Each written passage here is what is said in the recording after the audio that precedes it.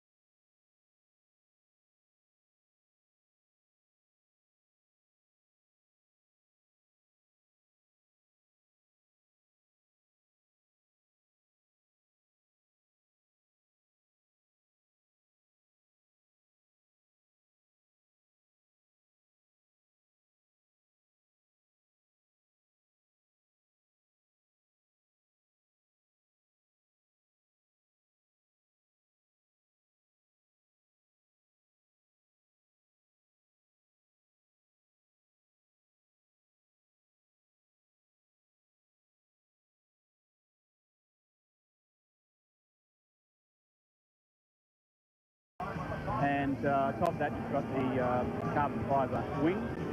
From there you go to a reverser and like a dog system where it's either in forward or reverse because there's no actual gearbox in the car.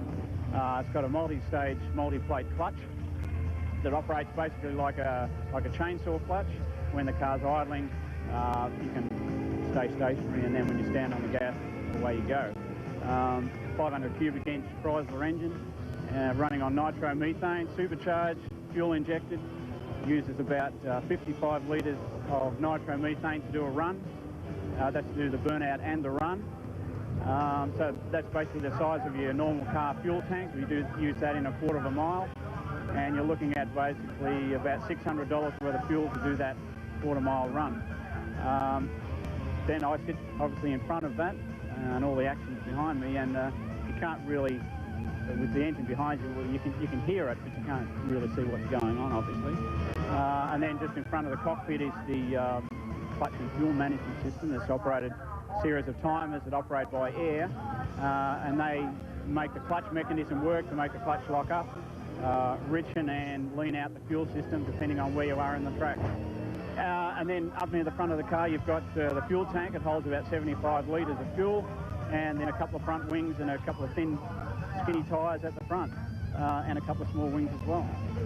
This is your newest car. Is it a big step up from previous cars you raced at Ravenswood? It's a lot more flexible in the middle of the car. They bend up like bananas in the middle of the track because you've got the force of the wing on the front, and the engine is trying to lift the car up as well. So it's a lot more flexible, and it drives like a Cadillac, basically.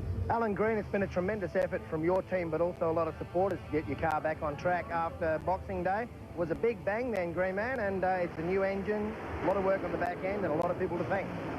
Yeah, it certainly is, but we've been working pretty solid for the last 3 weeks, and our team's done a fantastic job.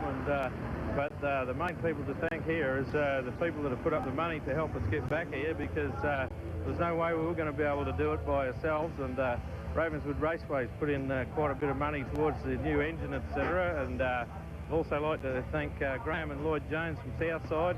They did a lot of machining and repairs, and they've supplied us with a lot of parts as usual. They're just our lifelong friends, and they've come to the fore again. So thanks very much to Graham and Lloyd.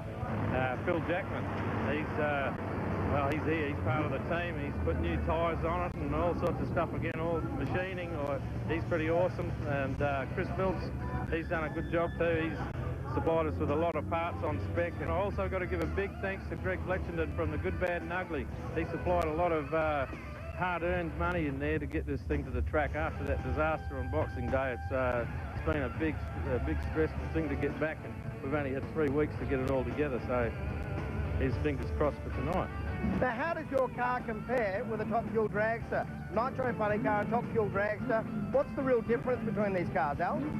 Well, the main difference is the engine is right back, obviously, and you've got probably 90% of the weight on the rear wheels, whereas in a funny car you've got probably 50% of the weight on the rear wheels, which means you have to go a lot lighter on the fuel load and the clutch load. So we run the risk of smoking the tyres a lot more than what he would normally, but he's got an awesome power plant in there, so it's going to be a big test tonight for him and us.